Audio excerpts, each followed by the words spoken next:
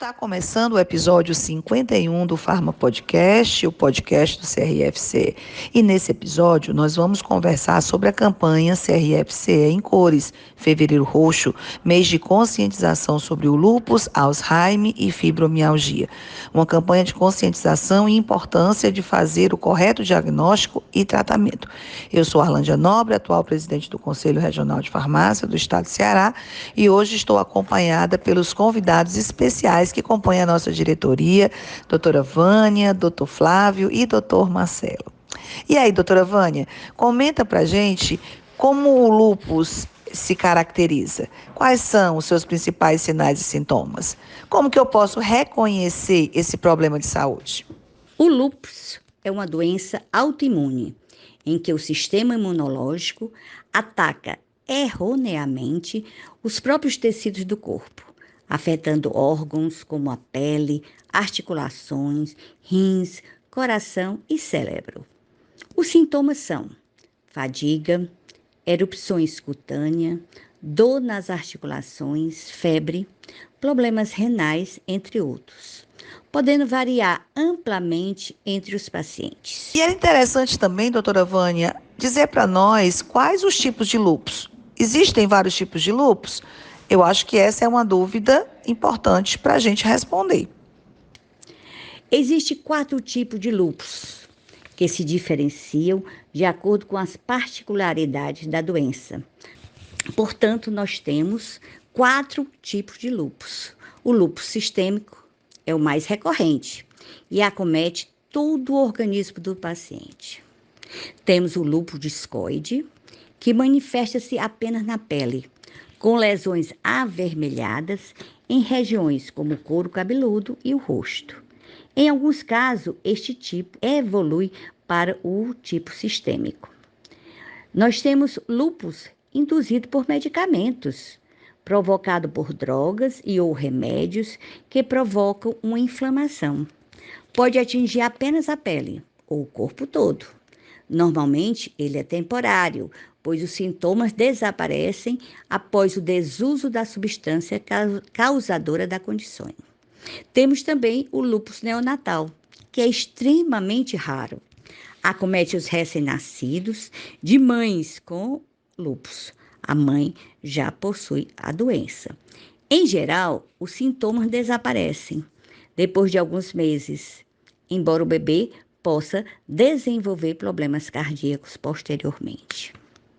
Outra coisa que eu tenho certeza que os nossos ouvintes estão curiosos, quais as causas do lúpus? Conta para nós. A causa do lúpus não é totalmente conhecida, mas pode estar associada a fatores ambientais, genéticos, hormonais e infecciosos. A exposição solar excessiva também parece desencadear a doença em pessoas com predisposição genética, além do uso de determinados medicamentos e infecções virais. Sabemos que o lúpus é uma doença crônica, uma doença que não tem cura, mas que tem tratamento. E o tratamento ele visa controlar a sintomatologia, né? Sinais e sintomas que a doença apresenta, além certamente de garantir uma melhor qualidade de vida ao paciente. Como ocorre o tratamento para o lúpus? Quem pode responder?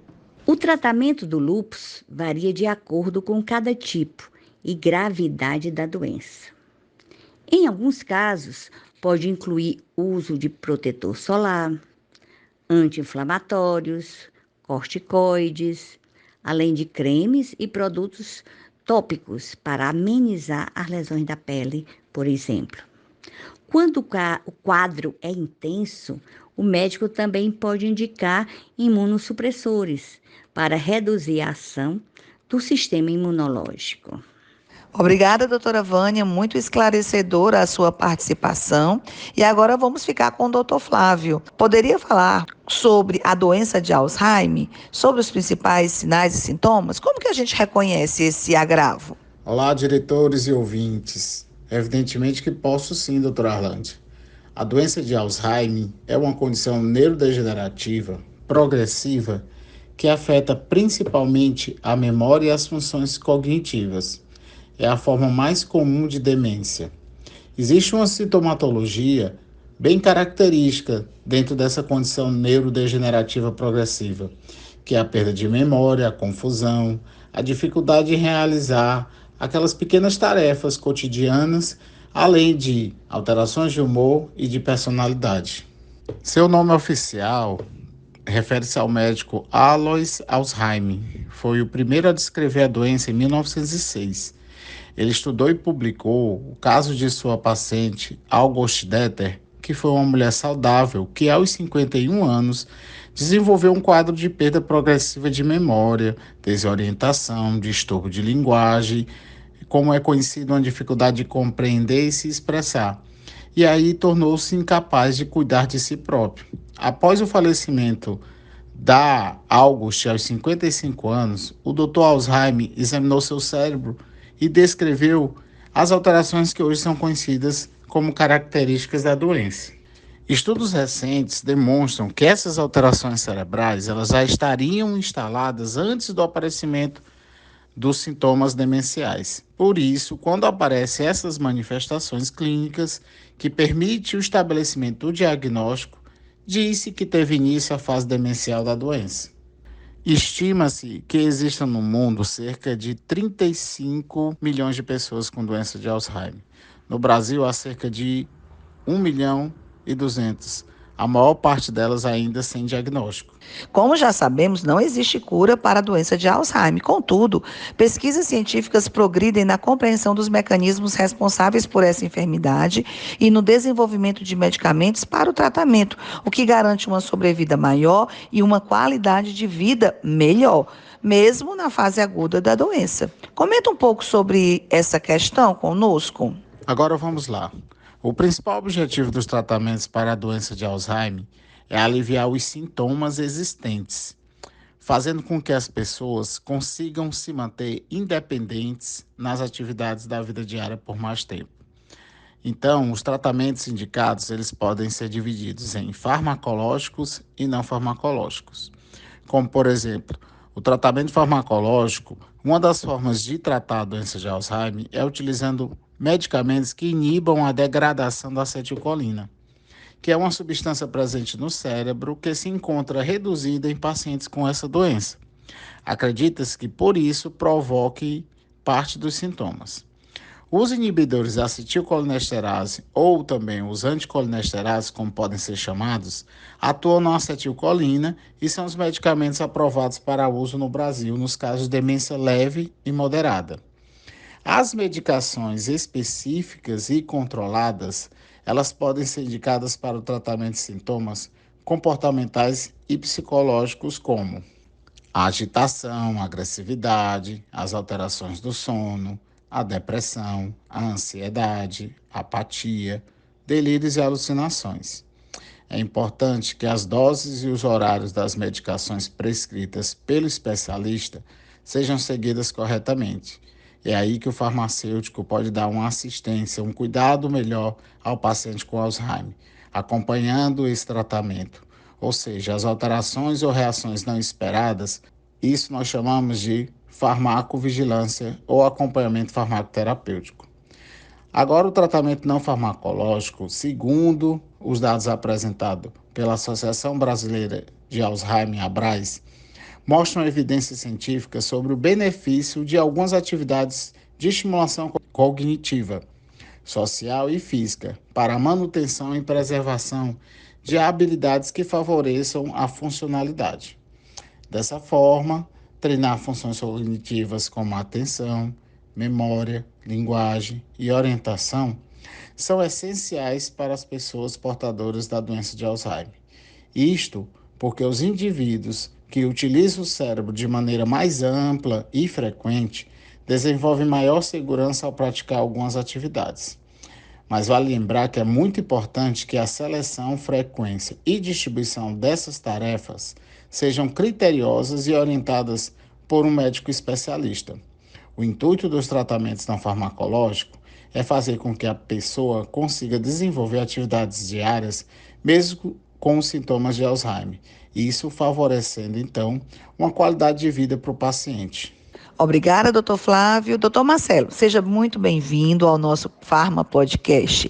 Eu gostaria que o senhor esclarecesse o que é fibromialgia. A fibromialgia é uma doença reumatológica que afeta a musculatura causada por dor. Por ser uma síndrome, essa dor está associada a outros sintomas, como fadiga, alterações do sono, distúrbios intestinais, depressão e ansiedade. Acomete em torno de 2% da população mundial e é mais frequente em mulheres, doutora Arlândia. E qual a causa da fibromialgia? É possível estabelecer essa relação de causalidade? Como muitas das doenças reumatológicas, a fibromialgia não tem suas causas e mecanismos totalmente esclarecidos. O que sabemos é que a pessoa que tem fibromialgia possui maior sensibilidade à dor, e isso tem relação com o centro de dor no sistema nervoso. Desta maneira, nervos, medula e cérebro fazem que qualquer estímulo doloroso seja mais intenso. É importante realizar exames de check-ups na periodicidade solicitada pelo médico para avaliar possíveis doenças e riscos. Quais são os sinais e sintomas? Alguns dos sintomas são muito variáveis em aparecimento e intensidade. Entretanto, alguns critérios de diagnóstico podem auxiliar na suspeição clínica.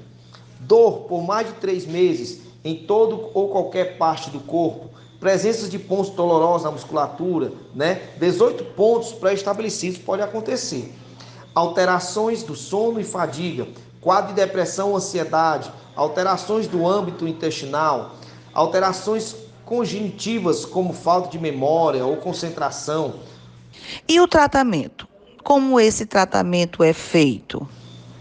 Doutora Arlândia, o tratamento é dividido em 2 estratégias distintas, a medicamentosa e a integrativa. No caso dos remédios utilizados, o foco é melhorar a dor do paciente e ajudá-lo a se sentir melhor, claro e evidente. Inclusive, no que diz respeito ao sono e ao controle de estresse. Sendo assim, medicamentos como antidepressivos, analgésicos, anticonvulsivantes podem ser aplicados com sucesso. As terapias integrativas incluem estratégias que também ajudam a reduzir a dor e o estresse. Exemplos são a fisioterapia e terapia ocupacional. E até mesmo a psicoterapia, que melhora a relação do paciente consigo mesmo e reduz as crises emocionais. Por isso, doutora Arlândia, muito critério, muito cuidado nas avaliações. E sempre procurar o seu médico, de sua confiança, para que possa ter bons resultados. Obrigada por acompanhar mais esse episódio do Pharma Podcast, o podcast do CRFC. Lembrem-se, vocês são a razão de ser do nosso podcast. Até o próximo episódio e, mais uma vez, nosso sincero agradecimento.